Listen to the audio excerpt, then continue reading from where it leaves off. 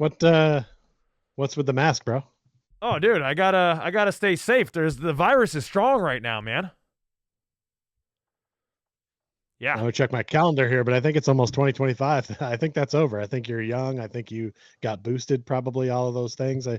I think you're safe. I think you're good. Oh, oh no, no, no, no, dude, not that one. I'm talking about the new oblique virus, bro. I don't want to get hit by that thing. It's getting everyone right now.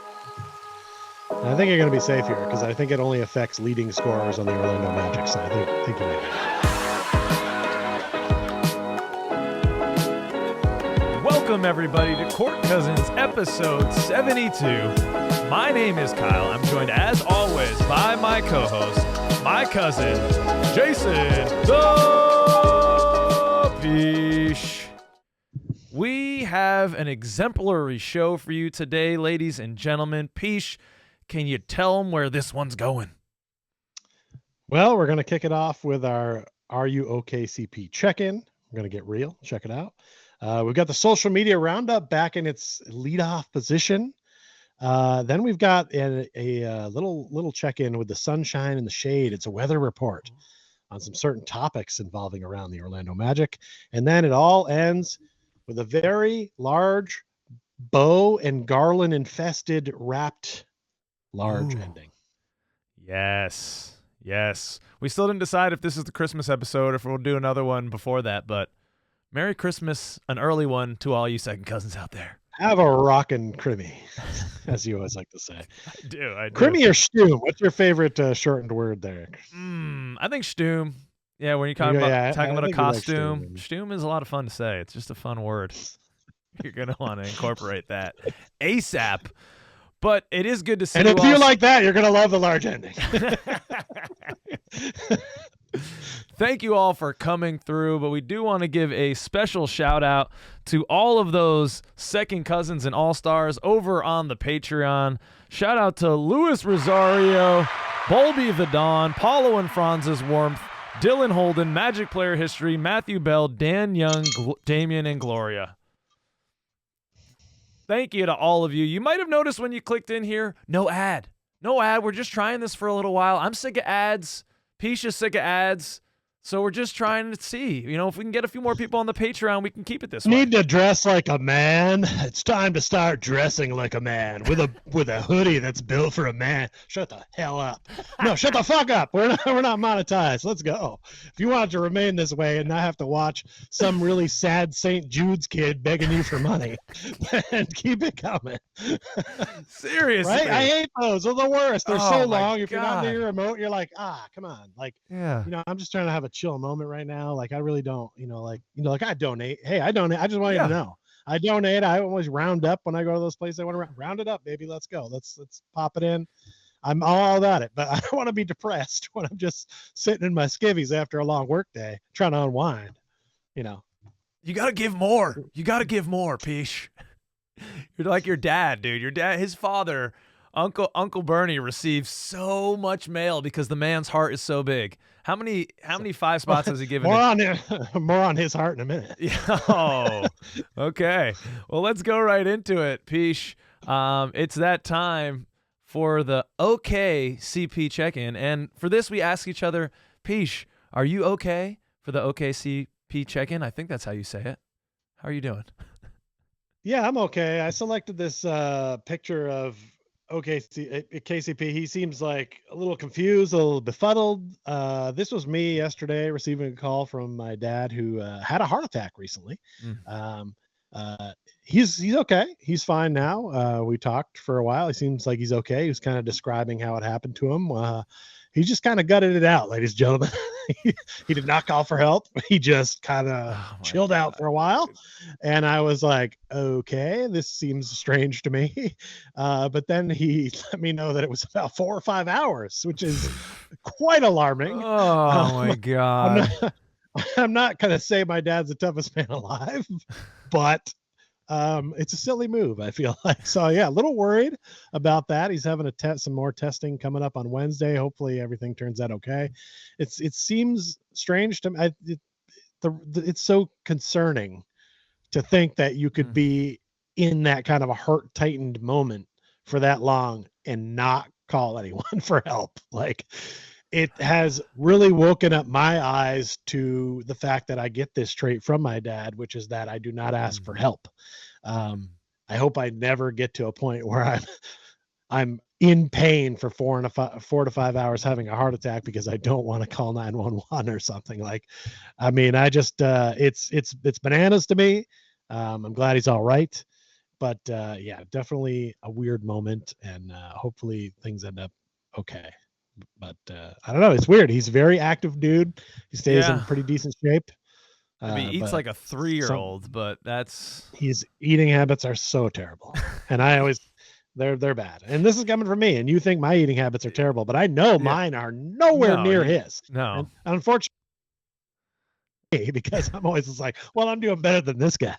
Right. But you know, it's it's not it's really not surprising if you understand what he eats. But yeah, he does have a very big heart, and he does get a ton of junk mail because he likes to give, and then he gets all the labels, address labels, because you donated, and then every year they're hitting you back up for more this or that. And he's like, well, I don't know what to do. And I'm just like, move. Tell him you don't live here anymore. Do something. Like, you can't just keep getting all this mail. Like, if he goes on vacation for a week, he comes back and he has just bins. He has to go to the post office and get bins of mail. And it's like, dude, just you got to stop it. But this is a man who will call 911 when he's having a heart attack. So whether let this mail just keep coming through, probably. Yeah, man, that is so crazy. He literally has garbage pails full, we're talking about, of mail coming to his house because his heart is so big. Yet it's tough for him to reach out in those moments. And you said that you've experienced that too.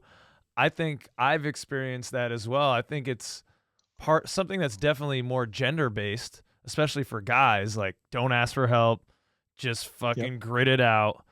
And I heard a quote that I really liked the other day about trust and building relationships and deepening relationships through trust.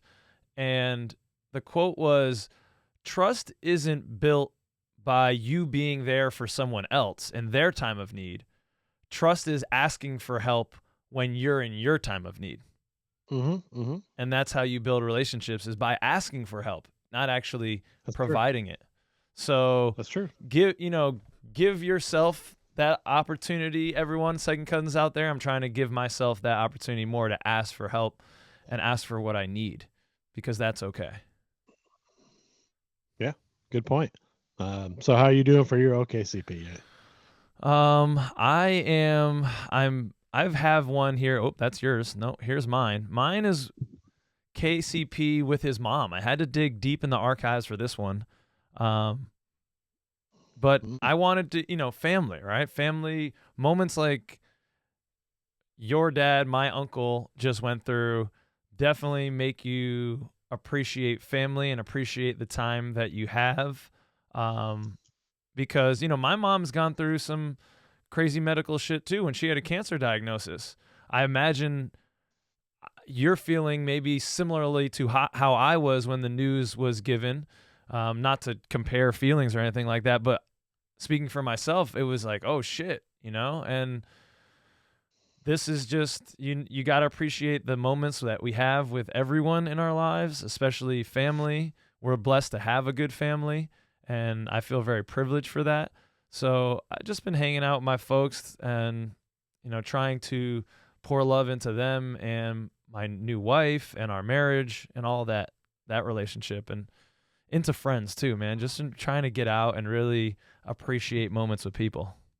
Got a little too hungover on Saturday appreciating moments with people. So I gotta be, still got that going on. It ain't all hunky dory. Pisha's now back on. He's switching his headphones. I think he's okay. He's good. He's good to go. And I just riffed. All right. I wasn't trying to stop you while you were in a good moment. So I was just like, I can't believe that they're gone this soon. I've had them charging all day yesterday, so may have to look into some new ones. Row battery. Okay. All right, it's that time. We're going into social media roundup. That time of the show where Pisha and I scour the interwebs or Instagram and Twitter looking for your interesting, curious, or just downright funny posts about our beloved Orlando Magic. And we would be remiss if we didn't start with the tragic topic. Yes, you all know this is from Mason Williams. Franz Wagner has torn his right oblique, the same oblique and muscle almost area as Paolo Banchero's. And he writes, two remarkably durable stars now out with the same freak injury. And to that, I query, just a query, if you're two guys on the same team doing the same stuff, get it? Is it a freak injury? Or what's going on? What's the help us. I mean, please, Peach, tell me we're not back in those dreary days when we're questioning training staff. Please tell me we're not back out there. Can't do Well, it. we're not there yet, but we Okay. could be headed there if there are answers and things aren't solved. It's freak in that I think they both had it, because I think people have oblique tears. I've heard of it happening before. In fact, the Yeah. whole reason I probably know about the oblique existing as a muscle is because of an injury in sports.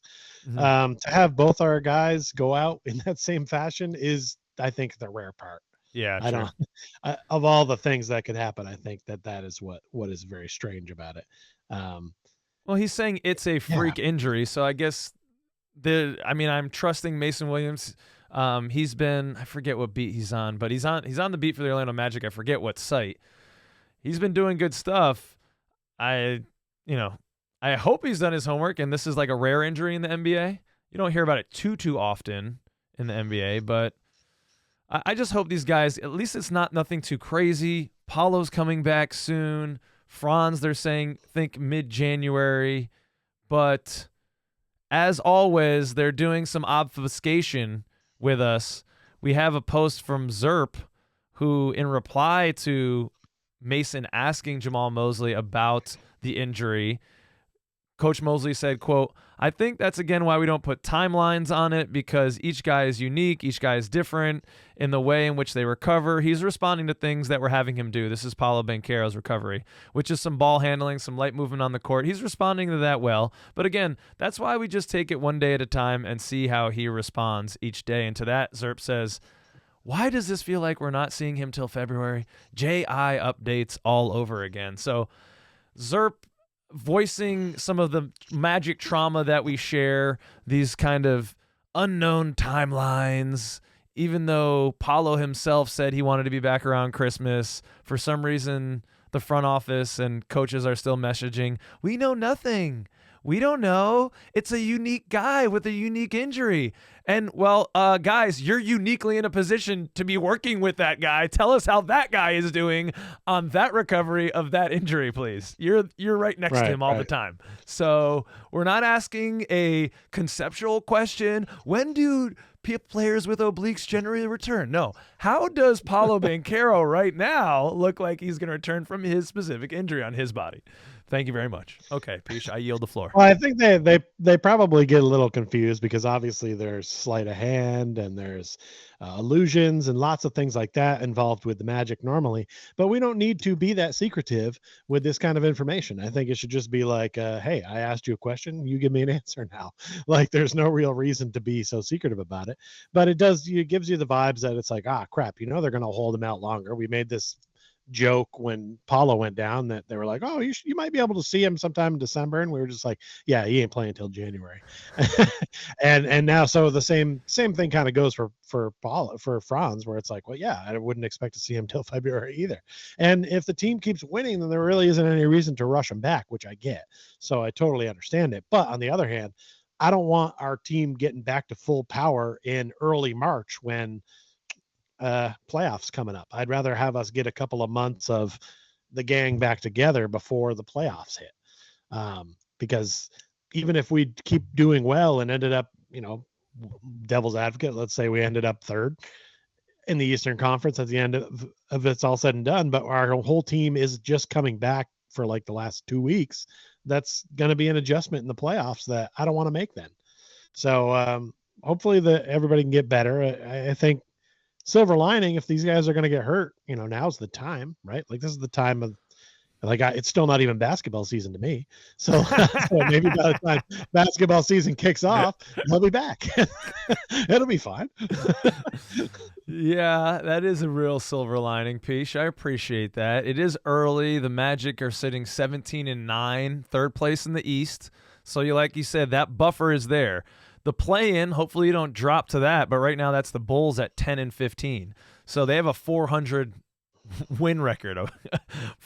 So we can drop some games here, but hopefully not. And with these injuries, the chatter is chattering up. It's heating up, Peach, on the interwebs about the Magic. Well, now do they bring in someone because their two best guys are down and they want to just keep the ship above water? So is now that they make that trade?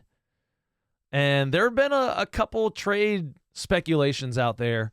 One has been for De'Aaron Fox, and this one is from the Orlando Magic HQ, our buddies over there, that Magics are the favorites to acquire De'Aaron Fox in a potential trade. These are trade rumors. And then there's more out there, Peach, with a LaMelo Ball trade. And to that, Jonathan Gill wrote, "No way in hell." What say you, Peach, on these trade rumors? Are you in for the Magic landing a huge caliber guy like this, or just making any type of move right now? Maybe it's not these flashy ones that we see in the headlines. Anything else for you right now? I hate these most of the time, to be honest. And, I don't want to like this one, but the idea of getting De'Aaron Fox on this team, it's not bad, right? I can't not have a semi thinking about it, right? I mean, it would be pretty awesome, right? Like, De'Aaron Fox is a great player, and he fills a role on our team that we need. It might mean somebody else's role has to change, but you don't turn down getting a De'Aaron Fox. He can fill it up, man. He can fill it. He can create his own shot. He can do things. He would be a good, regardless of injuries, he would be a good ad for us. And I saw people in this, I believe, the comments of this particular post, and there was one person that was like, "Oh, we're sitting third in the Eastern Conference. Why do we need to think about making a trade?" And I appreciate that mindset. And in years past, I would understand that, but it's time to make that jump, right? That's where you need to go out. You need to, okay, yeah, we're third in the Eastern Conference, but that's still a second round out if you break it down, right? And that's, while that's good and a good steady improvement for our team, if we could make it to the second round this year, I think we'd consider that great, good step in the right direction. But if you ever want to hit that finals run, right, then you're going to need a player like De'Aaron Fox in the clutch in big time games. You've already seen that this man can be clutch, right? And he can handle the ball like a son of a bitch, and he shoots a three. He does a lot of the shit we need. So it's like, why wouldn't you want a guy like that on the team? And look, I know you don't like LaMelo Ball, and there are parts of his game that I don't care for, but he's a very talented player as well. And I understand why he'd be in the conversation, because he plays for a team that's kind of shit right now, maybe needs to rebuild, figure some shit out. I don't think that's a good move for the Hornets. I think they need to stay packed with their two good players and build around them. But regardless, it is nice to at least finally see one of these that I don't go, "Oh, that's stupid. Why the hell do we bring in Trae Young? That's dumb. Don't do that." But I mean, even Trae Young, honestly, at this point, he fills that need of a role that we need. So it's like, at least want something that we need, right? Like, don't want things that we don't need. So I'm okay with it. I understand people are going to talk about it, especially now that we're down a major scorer, and now we're down two major scorers. Yeah. Who's going to be filling it up? Who's going to be getting at least 20 points a game every night? Suggs looked good the other night, but is he going to be able to produce at that level all the time? I don't know. And frankly, I worry about him, because if he's going to score that much, his oblique's on the line. So we got to watch out for this. Yeah, you can't be the leading scorer on the Magic. You're fucked. And if you're, side note, if you are in the medical room for the Orlando Magic, some oblique stretches have taken place in the past week, I bet you. And I bet they're going to be working on that, because if another oblique goes down before the season's over, somebody's going to get investigated. Someone's going to be investigated. Yeah. Yeah, there would be a problem, because it would be that weird if a third person had an oblique issue. So Watch out, Steph. Yeah. But yeah, I don't know. I'm for this. Do you see any of these you like more than the other ones? Obviously, I know you don't like Ball. Dude, yeah, if we're pipe dreaming this right now, I love De'Aaron Fox, man. That Who guy, wouldn't? he's got moxie, man. He fits in with the identity of this team. You know who doesn't? LaMelo fucking Ball. Not at all. That guy is a prima donna. He's a star. He wants to just be a star. I don't think he could be a part of this team that is so humble and just every guy for each other, genuinely. Team-orientated. Yeah, he's not. You're right. Yeah, I just don't think he's in that mold. I've heard people float Zach LaVine now. I mean, because the Bulls are in sell mode. Yeah, thumbs down from Peach. You know this is my pipe dream. This is my pipe dream right now. Give the Bulls back their 2 first-round picks and give us Vooch for another few years, dude. We know he can carry the offensive load. We need a big man down there. It'll be awesome. We'll get Vooch back, dude, plus Franz Wagner. We just netted Franz Wagner. That's all. No. Okay, he doesn't like it. I don't like it. I don't like. I'm not going to tell Goga you said this, but if he gets wind of it, he's probably going to be like a little pissed. That's true. Well, we're going to give Goga his flowers in a moment, so I mean no disrespect, Goga. But honestly, I don't think any of this stuff is happening. I don't think, even where we are, this team is so tight. That's a wonderful thing. But on the flip side of that, on the flip side of a team being so bonded and so cool with each other, is the fact that it's really tough to make midseason moves, because you could be playing with fire with that in the way that guys will react. You don't want to break up camaraderie that's working and grooving mid-season. I don't know what that would do, and I don't think the front office is really going to do it, especially not now. It's too early. Like you said, it's not really that championship run time, especially when your 2 best guys go down with an oblique. This isn't the type of front office that's going to make a knee-jerk reaction move and get someone now when our value and our leverage is lowest. I agree. I don't think they're actually going to do anything, but you can't tell me that if De'Aaron Fox is at all being shopped, the Magic aren't going to at least make a call. That's the other thing. I don't think he's being shopped. I don't believe that shit. The Sacramento Kings don't want to be bad. That owner doesn't want to be bad. No, that's true. De'Aaron Fox is the face of their franchise. They're not freaking giving him up unless you give a pelf of goods. This is like a Donovan Mitchell type trade. Like, you're going to give 3 or 4 first-round picks. So Mikal Bridges got 4 first-round picks. So no, I don't want to do that. I don't want to do that. Yeah. Not now. Yeah, I think the price would be too high, especially in the mid-season, especially when you've made, by signing some people to stupid contracts, you made some players untradeable that would have to be part of a deal. Well, yeah, maybe that's just going to be salary match in the future. Not naming names. All right. Peach, on the other side of this. We didn't name names. I said 3 letters. I don't know. All right. Oh, shit. Okay. Oh, Lord. Yeah, sorry about that. Okay, well, look, I'm not really for, and I don't think going out and getting these guys is a realistic possibility. So what do you think, Peach, about those guys already being here? And I'm talking about 2 guys in particular that have so much love for each other. We had some magical moments here between Goga and Cole Anthony, whose bromance is well documented. They seem to really like each other. They're always speaking well of each other. People that are around the team say it. The Ghost of Gert is posting it. Man, these dudes, man, hard not to root for them. And this is nothing new for me. Goga is the guy going forward. He's not perfect, but he's more impactful. And I'm not sure that he can ever really be questioned anymore. And, man, I don't know if you all watched that, Second Cousins, but some of the audio clips from this interview are just freaking priceless. And a reporter, actually Luke Sylvia, formerly a 6-man show, with a 6-man show, he's talking to Goga saying, hey, man, congratulations on the career night. You pulled down 16 boards. That's your career high. And Goga goes, that's his career high? Oh, we got the same career high. And Goga goes, you have 16 rebounds? No, not tonight. I'm just saying, that's we have the same career high. There's no way. Can I answer the question now? Yeah, no, go ahead. Answer the question. Thank you. They're just fucking with each other. And then Goga later just really pouring the love into his teammate. One thing that you really, what's up, bro? You helped this team get the win today. You know what, Goga? You play like an all-star tonight, bro. And you were your head was at the rim. But seriously, everyone here, Cole, you really changed the game. You got us this win tonight. Love you, my boy. And I got you, says Cole. It's just like these nice back and forths, Peach. It's really heartwarming. It's tough not to root for these guys. Yeah, it's good to see that camaraderie there. And you know what? That we're going to get on the camaraderie train because when you don't have stars, that's all you've got. Yes. And that's the one thing that the Magic have. And that's one of the benefits of, okay, well, you're not going out, you're not making mid-season moves, you're not doing knee-jerk reaction things.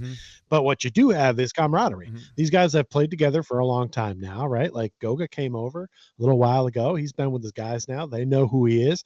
And you know what? I think we got one there in Goga. I think that was a steal, being able to get him in the way that we did and add him to this squad because he fits in, right? Like everyone doesn't need to have the camaraderie. Everyone doesn't need to be Jalen Suggs or Cole Anthony, right? Like they don't need to get the mic and cut a promo like The Rock about to win the title. Like sometimes you need the soft-spoken guys like Goga, and we've heard that Wendell was a funny guy. We always used to hear Chuma was like one of the funniest guys, but never saw it.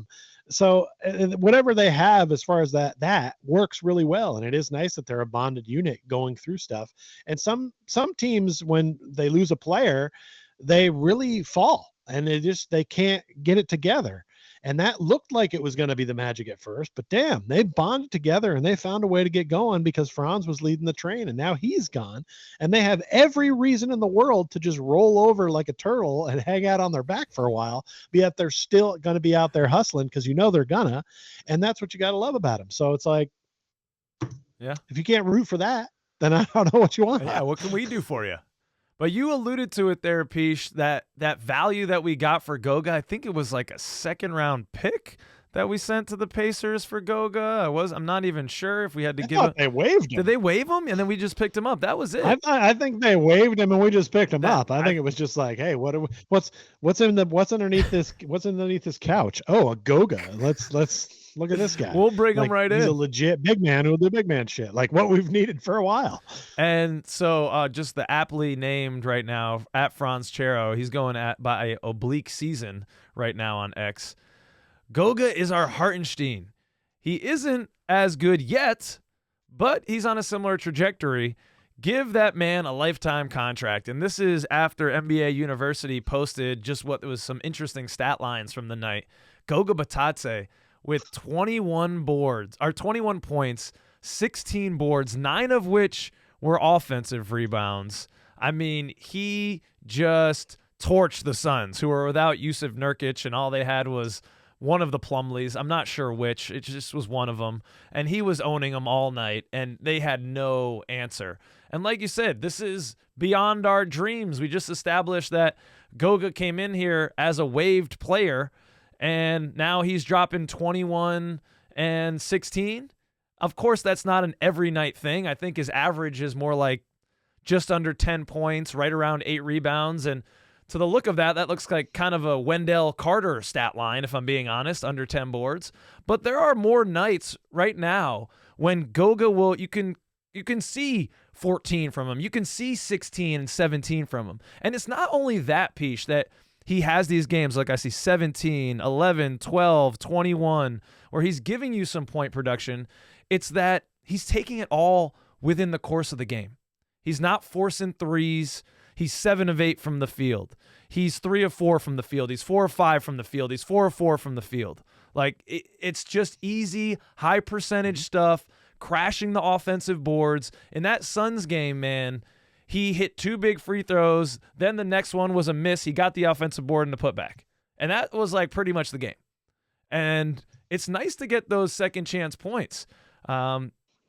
Especially when you're playing a team with the Phoenix Suns who have those long rebounds because they like to shoot threes. So I just love there has not been a lot of second chance points for this team in the history of this podcast. Yeah. So that's why I get so excited about somebody that's actually in there getting offensive boards. And that's why you got to love Goga, man. And it's like you see lines like this. When's the last time you saw WCJ put up a 21 and 16? That wasn't against the Chicago Bulls. Come on. You had to add that caveat, though. Well, he used to play well against him. He didn't do it last time, but he used to play really over the top. Now he's over it. I ain't got nothing to prove anymore. I'm just going to play mid against everybody. Moses is going to pencil me in for 30 minutes no matter what I do, so I'm just going to go out. Well, we got paid, Peach. Would you keep working if you got a nice extension? You're good for the next 4 or 5 years. Yeah, I mean, you don't need to, but it's like, well, then don't play him. You don't have to play him. Just because you signed him doesn't mean he needs to be in the lineup for significant minutes when there's other guys that are hungrier, that are better, that are on the bench. Somebody forward this to the appropriate people. And it's not going to be Goga every single night, man, but the scoring is going to be tough, Peach. It is going to be difficult. Especially over the next 7 games, man. It's kind of brutal. We got the Bucks, the Thunder, the Heat twice, who the Heat are now playing better. They just beat the Cavs, the Celtics, the Knicks, and then the Nets. So who is going to step up and take on this offensive load? Somebody's got to score points. I mean, the obvious answer is Jalen Suggs. I don't think Goga Bitadze is giving you 21 every single night. But then who else is it going to be? We're going to need to see something big from Cole Anthony, right? We got to see Cole coming back and giving us some of those things that we've seen him give before as more of a lead ball handler with the second unit. And when asked in the post-game interview, Cole, by a reporter about his kind of reignited role being the guy in the second unit along with Anthony Black and kind of running that, they asked him how comfortable he was that. He looks into the mic. Looks at him in the eye, and he's right in the mic. I'm so comfortable. So comfortable. Wow. Yeah, you love it. And I really hope that's true. It looks like he's turned a corner a little bit in terms of the confidence. He's seeing the shot go down a little bit. The minutes are going up, which I think is difficult as an NBA player to not get consistent minutes. But in some of his recent games, Mosley's showing that trust. And now with Franz Wagner down, somebody's got to do it. And Cole Anthony, who's been there before, is in my eyes the best candidate to fill that void right now, outside of Jalen Suggs, of course. Interesting. Okay. Outside of Jalen Suggs, he's going with. This feels like a fill in the blank or something. It's sort of in the middle of this. I don't know. I mean, I'd like it to be Cole. I think Moritz is going to be stepping up here a lot, and I wouldn't be surprised to see one of the young bloods fill this role too. I mean, there's a lot of minutes to be had with those two gentlemen out of the lineup, who usually one of them's on the court at all times if they're both healthy, and we're trying to win games. So this is a massive hole. It'll be interesting to see who steps up. Suggs is ready to step up. He's always ready to step up. So he's gonna probably, we'll probably about do as well every game as he does, to be honest. If he's shooting it and he's hitting it, then we'll probably win. And if he's not, then we're probably not gonna win that night. How many? Because he's going to shoot him anyway. How many wins do you think we're getting there? And those teams I listed: the Bucks, the Heat, twice, the Thunder, the Knicks, the Celtics, and the Nets. If you're asking me honestly, I'd say we'd get 2, but because we got the camaraderie and we win some games that don't make sense to me, I'll say 3. Okay. Yeah. That seems I'm not optimistic. comfortable going any higher, to be honest. Honestly, 3 seems optimistic. It depends on who's playing for the Nets. I don't know how bad they're trying to tank yet, but Dennis Schroeder's was out, and he is Nets, he is nice. I mean, tell me who we're beating there. Like, I don't know. Yeah. Well, could be another guy I'm going to mention in the Sunshine and Shade segment, so stick around for that. I'm not revealing it all right now. Okay, Peach. Well, we've sadly spent a lot of time talking about injuries and who's going to fill the injury void and when are people coming back from injuries this show. But when those guys do come back, they are good. Like real good. Like according to this top 25, what is this, by ESPN.com? We have 3 players in the top 25 under the age of 25. We've got Paolo Banchero, who's number 3 on that list. Franz Wagner, right there at number 4. And Jalen Suggs there at number 18. Pretty cool to see the core of your squad on this list. And especially Paolo and Franz back to back at 3 and 4 is pretty badass. And I think that Franz really put some people on notice. He put me on notice a bit. The way that his 3-point shot came back became not great, but serviceable right now. And he's going to it confidently, not shying away from it. Definitely shut me up and other doubters around the shot. And man, it seems like he's just taken another leap in terms of the game slowing down, being able to use his pace and change of pace so well to get into the paint. His floater game now, Peesh, is almost unstoppable. He gets in there, he's all of 6'10", and he's putting a float on that thing. I mean, it's tough to get that. He's a beast. And as I said, add to that Paolo Banchero, who was on track to be an all-star, and he's coming back at the end of this month, hopefully, knock on wood. So it's going to be great to see these guys all out there together. Jalen Suggs now is going to have an opportunity, Peesh, to prove, hey, I can do this. I can do this now. A few years ago when you saw me, Magic fans, and I came in, this was a little too big for me, but I got this now. We'll see. Yep. Yeah, I mean, this is what you want when you're rebuilding, right? I mean, was the dream to be able to say you've got at least 3 guys in the top 25. I think I would have been fine with 2, to be honest. I mean, that's, you don't that's ask for much. You need some stars. You need some stars. You need some power. When we started this podcast, we didn't have anybody that would have sniffed this list. So it's great now to have 3 on there. So this is the direction you need to be in. And I think if you want devil's advocate here, this is a chance for Jalen Suggs to show what he's about now. Like this, he becomes a little bit of the de facto leader on this team a bit. And it's time to see what he's got. And he doesn't have to think about letting Paolo and Franz eat. No one else at the table guy. Go ahead and fire it up. I mean, you get Goga some points here and there and let the chips fall where they may, but feel free to gun, my friend. It's going to be fun. I think it's just nice to see, and this is a part of the larger picture, the growth flower, if you're familiar, if you're from on the show. People believe in the Orlando Magic now. They know we're here, right? Like we're not sneaking up on anybody anymore. We've been up in the top part of the Eastern Conference this year, finished 5th last year. There's a lot more respect for this team. We have all-stars. We have young players. We have a coach that's respected throughout the league. It's becoming a destination for more than just people going to Disney.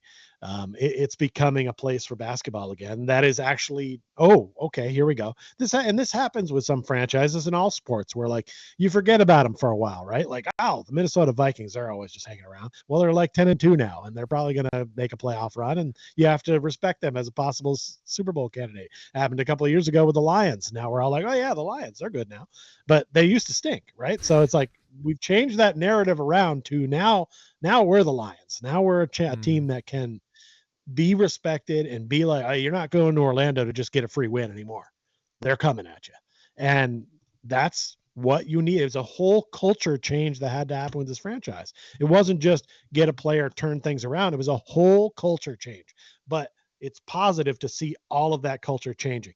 And I see posts now, they're not just from the Orlando Magic. They're from NBA. They're from ESPN, from the big people. They're not from just in-house and fans of the team. And it's good to see that getting out there because it's spreading that word of, hey, the Orlando Magic are a team you got to mess with. And when you see posts by like the NBA posting about Cole Anthony and Goga Bitadze, I'm thinking about there's got to be some guy for Sacramento that's like, who the fuck is Goga Bitadze? Like, I don't know who this guy is. Why is this guy on my radar right now? And so it's great that it's happening because it's making us more viable going forward, which is just, it's important for the landscape. You want more nationally televised games going forward? People have to know about you, care about you, want to see you, be interested at seeing your name on the title versus whatever team happens to be on the other side. And now that's happening. So there's a lot of good to take away from, even if Franz and Paolo are out for a long time and we don't finish in as good a spot. Yeah. Fear not. We're still headed on the right spot. Yeah, under 25, these guys are. It's kind of mind-blowing. You forget how young these guys are. Doesn't have their age on here.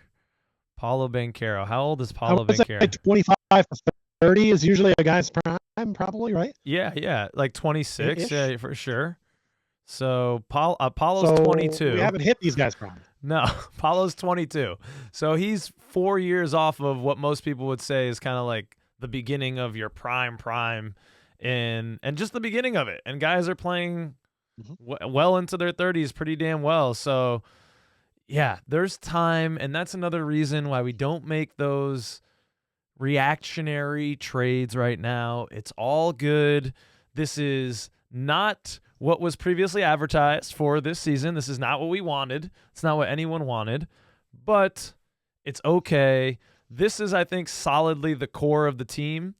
Jalen Suggs, right? The biggest question mark there for me. Paolo Banchero, all-star. That guy's a bucket. Like, it's very clear that the rest of the team, even Franz Wagner, who's a bad, bad man himself, looks at Paolo and like, nah, he's different. He's different. So it's great to have a top in the NBA guy. Like you said, other outlets talking about him like has the potential to be top 5 guy in the NBA. So we're not talking about, yeah, these guys are on this list, but when they get older, they probably won't be on it. It's not one of those nice lists for just the young guys. These guys are going to be pillars in the NBA for the foreseeable future in Paolo and Franz. Jalen's the only one who's like, he's had some rocky stuff, right? Hasn't started this year great. The shooting hasn't been very good. And I believe in the shot because the free throw percentage is very high, and normally that's a really good sign. The shot looks good, and you know he's confident as all hell. He's going to keep taking them. I'm optimistic he can turn it around and still become a really good, especially feet-planted, set three-point shooter. Is he the point guard? We're going to talk about it a little bit later. But he's already an all-defensive team player. He already made the second team all-defense. This guy is going to be consistently leading in deflections and steals and first forced turnovers, all of these things. Constantly guarding the best point guard on the other team. That's worth its weight in gold. This is the core of the Orlando Magic. These 3 guys, I think, are kind of untouchable because they're just it. They are the core. They are the core of the guys. How? Can I play devil's advocate on your core statement quickly? Shit. Okay. I thought we were going to be amicable. No, you can. I'm not going to do it. Okay. But just know that for the right person, there's a member of the core that could be moved. Okay. All right. We're not going to go there right now. All right. Let's go somewhere happy. Another good place, Peesh. Just dropped the Wagner's documentary. And this post was hilarious, so I had to include it. It's from Lacrons. I think I got the subtitles working, laughing my ass off. And you see Moritz there reclined on a beach chair, and the subtitle is, "You can all lick my ass." So I thought this is a troll. That's what I'm thinking when I see this post, Peesh. And then I kind of look in the comments, and people are asking, how did you get it in English? And Lacron's helping them. He's like, I went on my Google Chrome extension settings, turned on the translate to English, and then clicked turn on the subtitles, which you can do, by the way. And I went on and I watched this part of the documentary. I watched the first half of the first episode, and he does, in fact, say something close to this when he's talking about how he feels kind of like a commodity in the NBA. This is during all of his contract talks. And he's saying, it should be about basketball, but I have to do this. If it were up to me, all the contract stuff, you could kiss my ass and I could just play basketball. And you're like, fuck yeah, Franz. Fuck yeah. But I got kiss my ass, not lick my ass. That's kinkier. I don't know. Lacron's translator is a little bit freakier than mine. I don't know what he said. I kind of hope it's lick because, I'm a freaky fuck too. But yeah, it's a great documentary, Peesh. I know you haven't quite seen it yet. Anyone out there, it is awesome. It's really well done. The editing is top notch, super pro. The first half of the first episode, it's real, man. They're really in with these guys, and Moritz and Franz are pulling back the curtain and being super honest. It was especially the first part focuses on Moritz, and they go to this beachfront house while his negotiations are happening for his contract. You actually see the contract negotiation happen in live time on the documentary, which is crazy to me, and I loved. But the impact of him coming into the league, getting drafted by the Lakers, then getting almost immediately traded to the Wizards, then getting traded to the Bulls, but nope, you're already traded again to the Celtics, going to the Celtics, getting waived by the Celtics, then getting picked up by the Magic, and coming here and playing his ass off. And I remember that year. He endeared himself to Magic fans with the tenacity that he displayed and how hard he played. He endeared himself to us. Stat lines weren't crazy, but he was a baller, and we saw that in him. And when he's talking about the desire to play in Orlando, he says, yeah, first of all, I want to play with my brother. It's a dream. That's crazy that we're doing this. He also he's like, I like the weather too. No taxes. That's sick. But why I really want to sign this contract with Orlando, remember, he's saying this all while the contract negotiations are happening, is because I established myself here. This is where he actually came in and impressed and found a home and was accepted, because he has, as he said, like, felt like a commodity in the amount of times that he was traded and just like passed along. And then Orlando, he feels like he got himself in and he really came into the Orlando community. And so it was for himself first, but now he gets to play with his brother. It's just a really great documentary, man. Go check it out. Use the translate option on your Google Chrome if you're trying to get the English translate. They're not even a sponsor, but he's just that big a fan of it. I can't wait to watch the rest of it. I only watched the first 25 minutes. It's freaking great, man. I know I'm going to weep. I'm going to weep a lot because it's very touching. And these guys, they're so fucking humble. I love that. I aspire to these 22-year-olds. That's where I'm at. A lot of people from the left are crying right now, aren't they? So makes sense. Yeah, I'm just this liberal snowflake. I'm just crying at every moment. Anything touching. Imagine crying because of something like that. It's like it doesn't really affect your life that much. It's so weird. Yeah, people get up in arms about a lot of shit these days. And why show it? Like, if I've been upset about something, I don't know if I've ever I've shared a fair amount of stuff on my time in social media or on my own website that I used to have, but I'm not going to show video of me crying, even if someone passed away. Wow, that's just doesn't seem like the kind of thing. You just shouldn't put video of that out there. It's on this documentary of Franz crying after Game 7 where he didn't show up, and Moritz consoling him. It's a beautiful moment. I cried. Oh boy. I respect that level of vulnerability. I thought it was touching. All right. And you know what? I think the ladies will like it too, because they see the men being vulnerable. I'm not going to ever bring my girl around Franz Wagner, though. The amount of money he makes and how sexy he is, and no fucking I was going to say, yeah, why don't you try to help the Wagners get laid? I'm sure they're having trouble.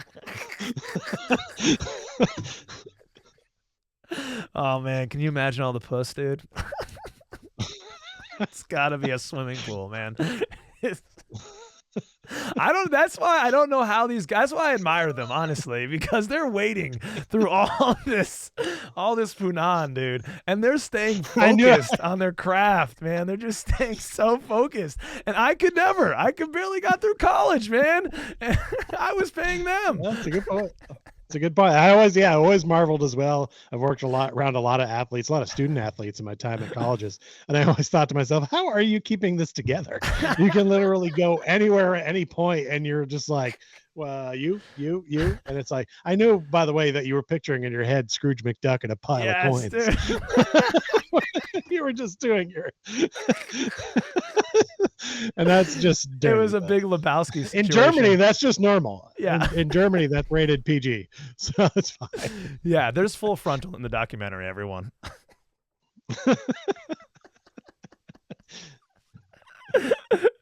Okay. Little tangent, but that's why you come. That's why you come to Court Cousins, for that shit, you sick fucks. I know that's why you're here. I love you all, second cousins. Oh, maybe it's why they stay, because it's different. You're not going to hear that you're not going to hear stuff like that on any other Orlando Magic-based podcast. Or just like you're not going to hear us podcast. talk good about those new jerseys because they're garbage. Okay, all they're right. They're so clean. It's like, yeah, no thanks. Get your armor now. I saw that tagline. Get your armor at the pro shop. Armor up, everybody. Armor all. Oh, okay. We're all clear now. I'm going to towel off.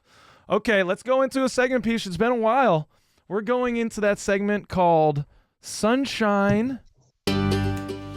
Yeah, that's a good feeling song right there. And when that plays, we're casting some light onto something. We're giving our flowers to something very nice that we enjoy, Peesh. But then sometimes the dark clouds roll in. And you got to throw a little shade, okay? Because, yeah, you got to throw a little shade because the thunderstorms are always going to come. So basically a time where we can talk about some things we like and some things we don't like, Peesh. Well, first of all, I just want to say I love the word shade because shade essentially is taking it's a safe way of saying hate. Because everyone likes. I'm a big fan of hate. I like shade too, so it's like I can't really be that mad about the word shade, especially with my complexion. Yeah, shade's almost it's almost like acceptable if it's like a roast situation. Like shade is almost like a little bit. Yeah, we're roasting endearingly. That's what this is. Sure. Okay. All right. So you reminded me how this segment works earlier. Why don't you remind everyone else? Because I forgot. Well, I just did, Peesh. I said we're going to do 2 things each. 2 things that we liked, that's the sunshine, and 2 things that we want to throw some shade on that are maybe deserving of some criticism at the moment. Hit the song. All right. Which one are you doing? Are you going first, Peesh, or am I? And what are you doing? You want I the thought song? we were just doing sunshine first. Okay, let's go with sunshine. Let's do it. Yeah. Peesh, what's your first sunshine item? Something you're feeling good about right now? I gotta say, I said it earlier, but it deserves all the sunshine it gets. Vibes. The team vibes, despite these injuries, that's a big deal. That is a very big deal. One player before sometimes going out really, really hurts a team or a franchise for sometimes an entire season. But the vibes don't seem to be hurt on our team, and that is something that's it's hard to put a price on that. It's hard to find a way to fix that, but we don't have to worry about that problem, thank God. Yeah, I love that. I mean, I agree with you there. That goes kind of into my sunshine a little bit. So I'll go right into mine then. The first thing that I am so pleased with and very happy about in this nice sunshine here is the identity of this team. Like you said, the vibes are so high because the identity is so clear, and that's due to the leadership of Jamal Mosley and his emphasis on defense, baby. Defense is what's going to win this team games. As miserable defense. As miserable as the offense can be at times, and now without Paolo and Franz, we're wondering where it's going to come from. We're always in a game. And that's why we could win a game, potentially, because we play defense. And we always wear teams down as long as we can stay in it. You're never not out of a game, well, except when you're getting your ass kicked by the Knicks by 30. But most of the time, you're never out of the game if you can get stops.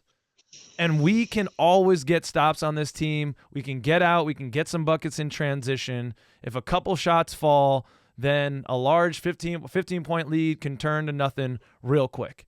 And because of that identity that Coach Mosley has preached so clearly from day one, when guys get injured, people can step in because they know what the identity is of this team. Budenholzer, the Suns coach, now that commenting about Franz going down, he said, yeah, but no, the identity of this team is clear. With Franz, it doesn't matter. They're still going to play tough basketball. And I like that. And Jamal Mosley is a consummate leader. I'm kind of rolling him maybe into this sunshine a little bit. Jalen Suggs just adores the man.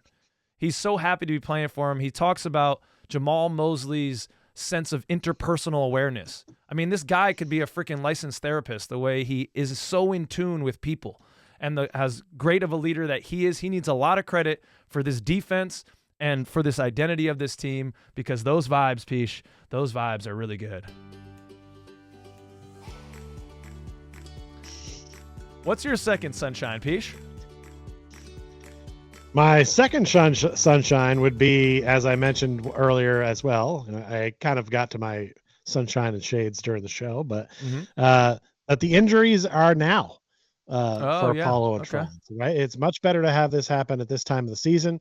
where the other guys on the team get to have a little burn now. They get to play a little bit more. They get to be some focal point, and that'll sharpen up their game by the time these guys come back. And then, hey, now we don't need 20 points from you, Jalen. We don't need 20 points from you, Goga. We're good with you guys grabbing 10 and 10 because, we've got Paolo and Franz back now to do some scoring. But also because to truly be an Orlando Magic player, you must have some injury in your background. You have to miss some significant time due to injury. And these are two players who have missed almost no games due to any injury. So now you are initiated into the group of being an Orlando Magic fan. You are causing stress to the fans about when you're coming back. And now you're just truly, truly, truly an Orlando Magic player. So welcome. Wow, Peach. That was such a liberal interpretation of sunshine. I don't know. You definitely got some dreary Canadian in you, some Canadian days. That feels like an Irish sunshine where the sun comes out for about 15 seconds and everyone's like, oh yeah, sure, the sun is shining today. That's all you need, laddie. That's all you need. Just a little. Just a little bit of sunshine. And you go back into the tavern and tip a pint. You don't need all that sun. No, exactly. The potatoes don't need all that sun. They're fine. Precisely, Peach. Precisely. Well, I'm going to go. My second sunshine was a man, that I have mentioned previously, the documentary Moritz Wagner, the star of the documentary so far. Just a career year this year. When he got that contract, which again is talked about pretty heavily in the first part of the first episode, I think it was $16 million, right? 2 years, 16 mil, something like that. Team option on a third year. Some people are like, feels a little like Franz's brother bump kind of going on here. I don't know if 16 was the right number, but 12.7 points off the bench, 5.3 assists, 5.3 boards, 1.5 assists. He has the second most points off the bench in the league behind Peyton Pritchard, who right now is the runaway favorite for Sixth Man of the Year. But Moritz has got to be in that conversation as the number 2 guy, getting, significantly less minutes to score almost as many points, only in 18.8 minutes off the bench. Again, like averaging almost 13 points, career high. He's kind of stepping into it. He's very consistent with that.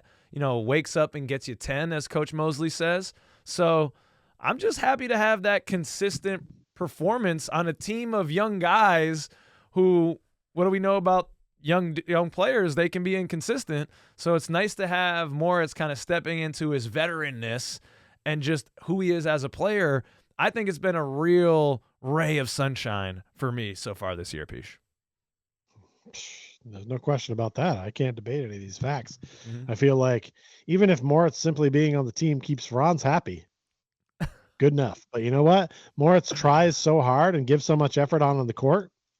That's what you want. Every team's got those glue guys, those dudes that diving on the ball or getting in guys' shorts. We've talked about it ad nauseum. That's the kind of guy we've always needed, and Moritz has been that guy when no one else will do that stuff, and that's important. You got to have one. I want Moritz on this team even without Franz, though. That's my point. He's a great player. Yeah. And I see you standing alone, Moritz, and I want you. I want you in Orlando, Moritz. Orlando needs you. Uncle Kyle is calling you. All right, Peach. I don't know if Moritz is going to get the Uncle Sam reference. No, yeah, probably not. Qualifies. Zwitschen's German, because the guy. But he loves not paying taxes, so you got to love that about it. Thanks for contributing to America, Moritz. The guys that called the Germans to war weren't as nice. We do have a lot of German listeners. Right. It's jokes, okay, people? It's jokes. I know you don't get our American humor all the time. We love you. I love it. No, they know from jokes. All right. Well, now we got to get shady because we sunshine the hell out of that baby. Yeah. But it's time to get an umbrella out or something, or just get underneath the tree. It's shade time. Time. Okay. My first shade is to Cole haters. Suck it. I'm tired of the Cole hate. Everyone be like, "Oh, get him out of here. He stinks. The worst guy on the bench." We've been talking about it all show. Vibes. Cole's a big part of the vibes. Vibes guy. He's a glue guy. He'll come out. He'll shoot it up. Look at that camaraderie he's got with Goga. You think we're getting that kind of effort out of Goga if he doesn't have little Cole Anthony to jive with? I don't know. I don't think so. Mm-hmm. And it's not something I really want to fuck with. So why don't we get off Cole's jock a little bit? Let the man play some games. Let him get in. He played real well last game. Come on. You know he's capable. So knock it off. Everyone's always looking for a fix, and you start to look around and go, who's expendable? And Cole seems to be that popular guy, even by some people on the show who think that this is his penultimate season with the Magic. Yeah. But and it may be. But you know what? Enjoy the Cole Anthony while you got it, because you're not always going to have a player with that kind of vibe, and I'm for it. So okay, well, suck it, Cole haters. I turned some shade into sunshine. What's up? Well, Peach, I think right now you are my shade embodied. Okay. You just have done what I'm shady at right now. And that is people, Magic fans attacking other fans on social media for their takes. Especially what you did right now is in the present moment, so I'm not too upset about that. But all these people trying to, where are you, Jalen haters? Don't hear you after that game. Where are you at? Franz Wagner, there's a documentary came out of him crying with his brother. Y'all are going to hell for saying anything negative, for shitting on Franz. Oh, yeah. What do y'all say about Jalen Suggs again? It's like, come on, guys. So every single one of your takes has always been awesome. That's what it is. That's what this is. We just enjoy this team. We're fanatical about it. That's why we're called fans. We just hypothesize and come up with different theories and talk about the team. We don't need to be causing conflict or creating conflict with other Magic fans about a take from 10 months ago. It's like, where are you at now? Like, bitches? Like, what the fuck? You're fucking dumb. It's like, what? Who cares, man? It's just, a take. It's fine. And on the flip side, we just need to back off. It's not that serious, everybody. We're just having a good time. So that's the shade I needed to get off my chest, Peach. I'm sick of that. So yeah, social media roundup. You said it before. You're like, yeah, it's mostly Instagram and Twitter, which shit's going on there. Don't be fooled. But honestly, the Facebook community is just it's terrible. I've gotten back into Facebook this year as a way of keeping in touch with people that I wasn't in it, and I see the Magic community as well. Yeah, my God. It's terrible on there. It's the worst of all of them. Agreed. And I feel your point of like, let's not fight amongst ourselves because we want to say we're right. Okay. Right. Like, yes, we're all in this together. Like, that's the part of it. You hit it right on the head. It's I have to prove I'm right over you. If we want to jockey back and forth and have a fun dispute about Cole Anthony and where he's going to be on this team, okay. But let's just leave it there. We don't need to go relitigate the past. Plus, I don't need to prove I'm right. I've got a show. It's archived on YouTube. Just go back and watch the shows and you'll see that I was. Yeah, totally. WCJ is our next all-star. He's always right. Well, I got that one wrong. But see, I'm willing to admit when I'm wrong. Well, that's it. Yeah. And that's why I'm so mad at it, because there's no way that guy's ever going to be an all-star. I mean, maybe if he goes and plays in the European League. Yeah, that one's dead. It's a more relaxed game now. We had to take that take back in the back with put her down like old Yeller. But see, we also remember that I was that wrong on that one, because I'm not wrong that often, that badly. Not badly. No, that badly. No, sure? I mean, I don't remember my answer. Okay. All right. The other thing, Peach. Did you go? You go now. You go. It's your turn. Sorry. Oh, I'm doing shade? All right. Yeah, I think so. You know what? This one's going out. I think this one's going out to the gods or something, because I have not watched a ton of full games like start to finish this year. I like to watch them in, abbreviated, fast forward through a bunch of them, or I'll pick up the game in like the third and the second half and then watch like the last end. Rarely do I sit down to, all right, I'm watching the full game tonight. Here we go. I've done that 8 times this year out of the 28 games. The Magic are 1-7 in the games I watch.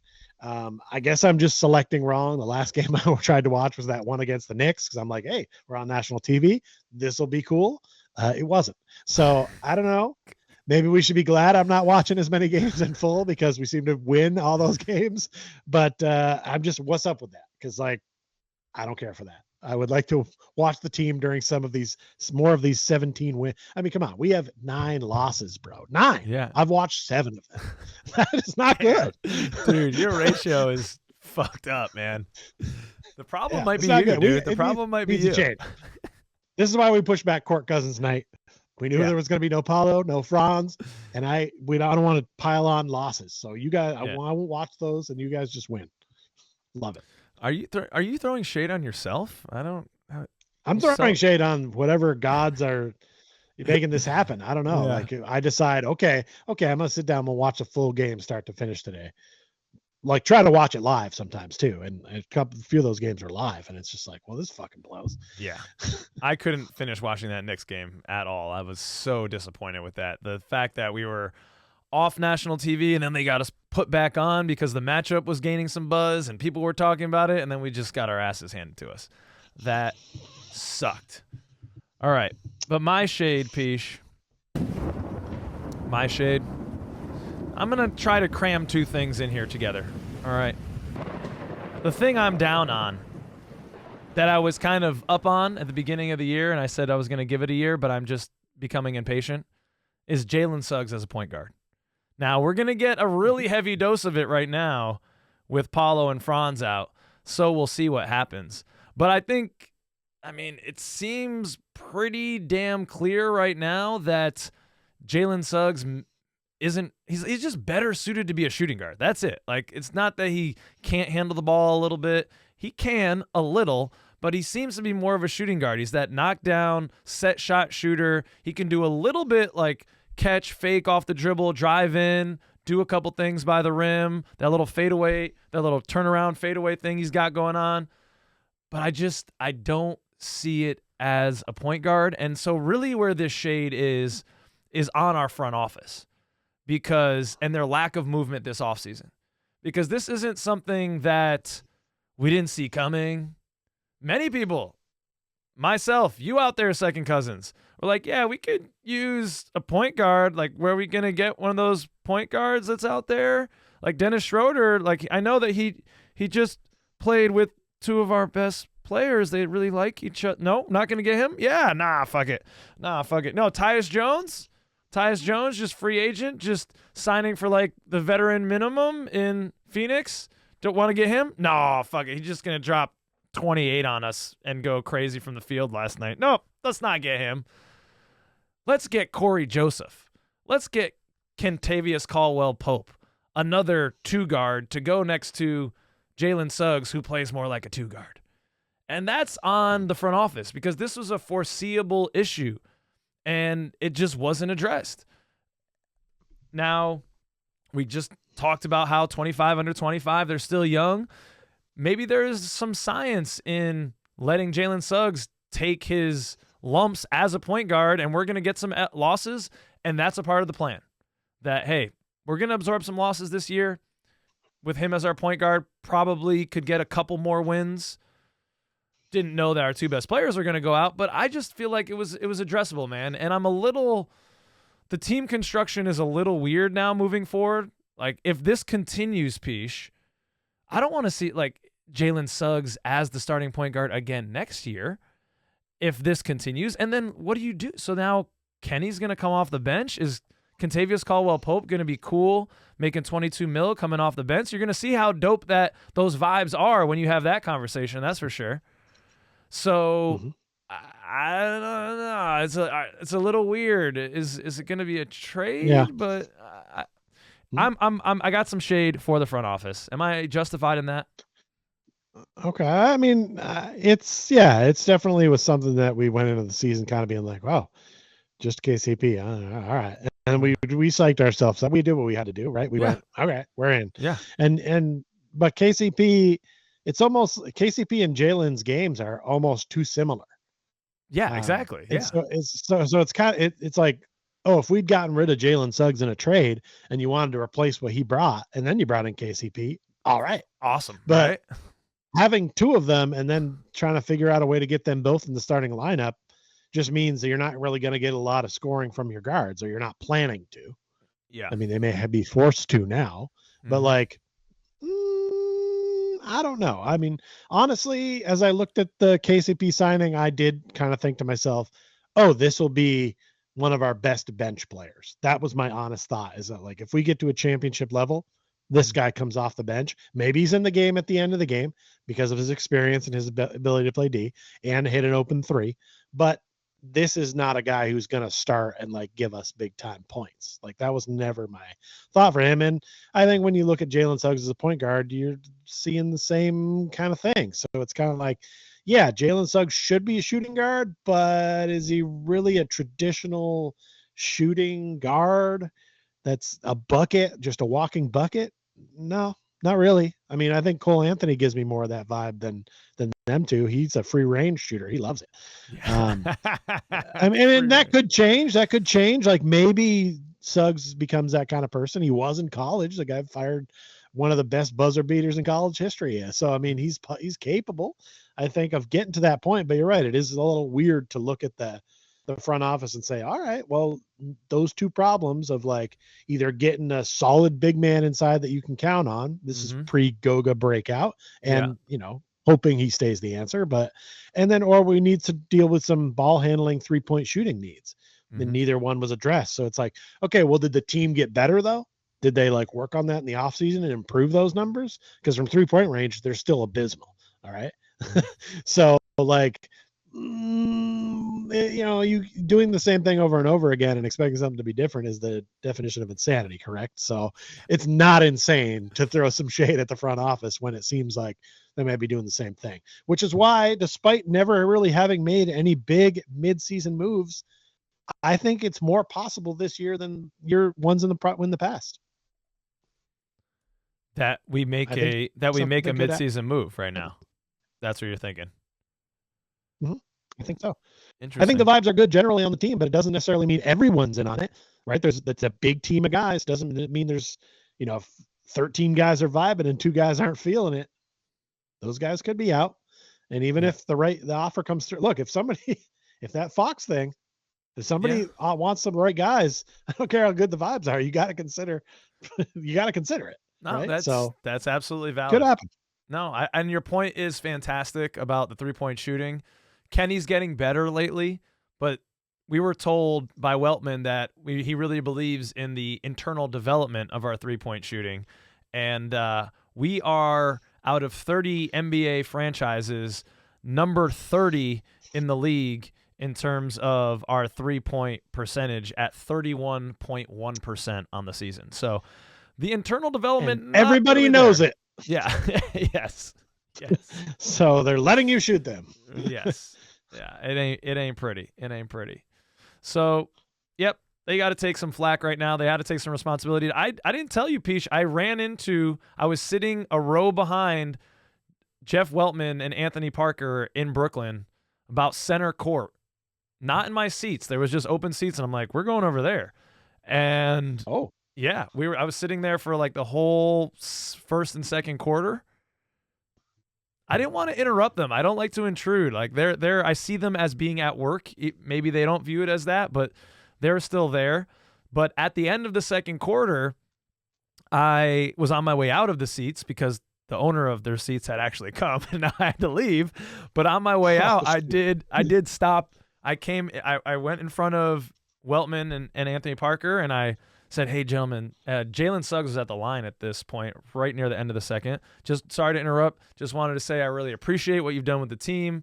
You're bringing in some really great guys. This is the most fun I've been having rooting for the Magic in years. So thank you very much. I just wanted to give appreciation. And Jeff Weltman was kind of pissed, dude. Not at me. He was pissed that we were all like, I think it was about tied at the end of the second quarter in that second Nets game. And he's like, not tonight, man. They're like not bringing it. I was like, holy shit, there's some fire out of Weltman you don't normally see in the press conferences, dude. I was like, he's kind of pissed, and I liked it. I was a different side of Weltman than I'd ever seen. And I had to console him. I was like, nah, man, you know the defense. We'll wear them down in the end of the game, and they won't be able to hack it in the third and fourth quarter. He's like, yeah, you're right.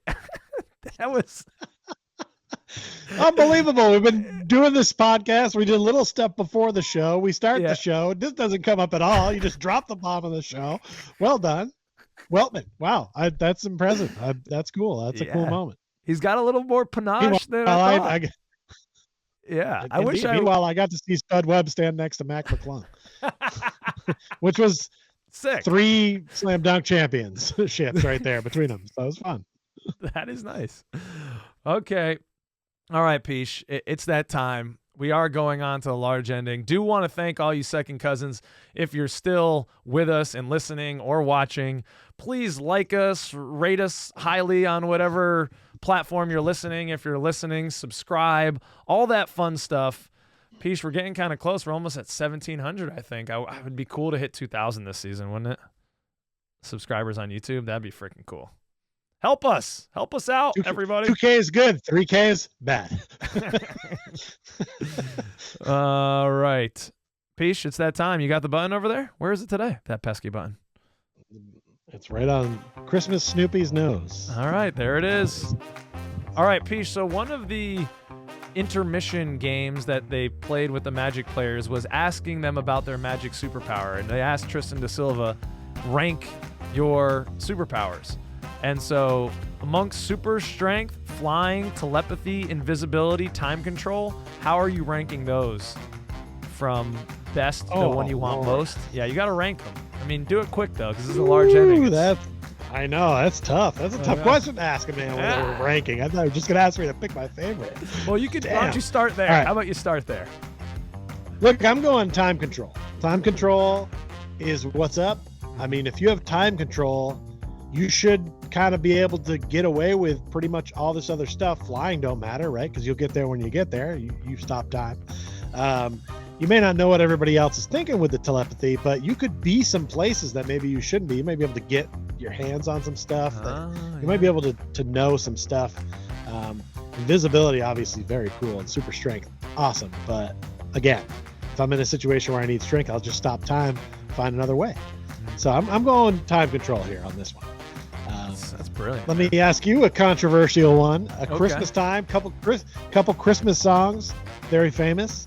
Which would you rather have for Christmas if you're only going to get one of these two things? Would you rather have your 2 front teeth, as that song will tell you about, or a hippopotamus, which I'm so fucking mad at this song, bro. I'm hearing this song every day. I don't know that I hear it at all. I want a hippopotamus for Christmas. It's fucking so terrible. Oh my God, it's so bad. And it just is in the loop of the Christmas songs I play at work, and I gotta hear it every day, and it's bad every time. Anyway, 2 front teeth or hippopotamus, what do you want? Yeah, 2 front teeth definitely has more nostalgia to me, and I like my 2 front teeth. I got braces. I used to have a huge gap in my 2 front teeth. So, little known fact. Thank you, Mom and Dad and orthopedists. They got these suckers together. Although I like the gap look, and it's in. Orthodontist? Cool. What did I say? Orthopedist. That's for orthopedist. That's your feet. Yeah. Okay. I need those too. My feet are jacked up sometimes. All right, Peach. The NFL season is in its throes now. You have 2 football teams that you root for. You got the Bills and the Broncos. I take a lot of shit for it. Yeah, both having really good years. So I think I know the answer to this question, but who's more dear to you? Like, if it's a face-off between the 2, who are you rooting for? It has differed over the years. I was a Broncos fan first before I was ever a Bills fan. So I probably have more Broncos stuff than Bills. But the Broncos have won 3 Super Bowls, and the Bills have not. So I want to see the Bills really win a Super Bowl more than the Broncos. So right now, and it's been this way for 3 weeks, if the playoffs started today, that's the first round matchup. Broncos go to Buffalo, take on the Bills. It could happen. I don't want it to happen. I'd rather spread it out a little bit more. Have more chances to beat the Chiefs. But Broncos fans are 1 and Bills are right next. But I'll be rooting for the Bills during this run because I think they have a chance to win the Super Bowl. So. Interesting rationale. That makes a lot of sense, though. I can't fault you for that. I think if you got a 1 and a 1A team, you ought to kind of feel that way a little bit about it. Like at a certain point, if you're a Yankees fan, but yet you also like the Rockies, couldn't you just be like, hey man, we got a lot of championships. I'd like to see the Rockies win one. Yeah, it'd be fun for them. Yeah, be nice about it. Jesus, have a heart. Yeah, I think it's because I grew up a Canadians fan who have all the Stanley Cups. And I was just like, well, we don't need them all. All right, I know you're a big reader. I don't know if I've ever heard this from you. There's a lot of childhood series. I remember reading the Boxcar Children, Paddington books. Winnie the Pooh had a series. What was your favorite childhood book series? Dang, man. This is kind of taking me back. Embarrassing moment. I think when I was really young, I read all the American Girl books. Okay. Or a lot well, that of could be them. considered research. Yeah, I was trying to get inside the head. I think that's what I was doing. That's what I'm going to say. I was you want to have as something a to talk to 5-year-old. Yeah, I was like, I need to holler. Respect. Yeah, I need to see what Cassie's doing in 5-year-old Riz. the West. Yeah. Goosebumps books were sick. Goosebumps books were really sick. Yeah, a lot of people talk about them. There was this other one where the school where stuff always happened with those kids. I forget that series, but yeah, I liked all the Goosebumps for sure. I read those things like they were candy. All right. Big news here in the Tri-State. Juan Soto contract. He goes to the Mets for $750 million. I saw on Pat McAfee's show. That's him like making $5,500 an hour from now into the end of this contract. It is crazy. What do you think? I mean, you're more of a baseball guy than I. You saw this coming with the Mets? And what would you do if you were making $5,500 an hour? What's the first thing you'd buy? Well, I don't know, but sorry, I got to change this here because this angers me to no end because Juan Soto used to play for my favorite team, the Nationals, and won us a World Series. He's one of our legends, and much like our other legends, Trey Turner, Bryce Harper, they end up on a rival team in our division, which is just so fucking annoying. Sorry. And I'm just like, if we had a podcast about the Nationals like we do for the Magic right here, we probably would have stopped doing it already because that's a team that clearly had a championship level team and then said, oh, we have these guys that are going to be generational talents at shortstop, generational talent in the outfield. Fuck it. We'll trade him to the Padres for bullshit. It makes me so mad that he's on the Mets of all teams because the Mets suck. I hate the Mets. He's probably just going to be the next overpay. Unfortunately for him, because I like him. I think he's a great, talented player.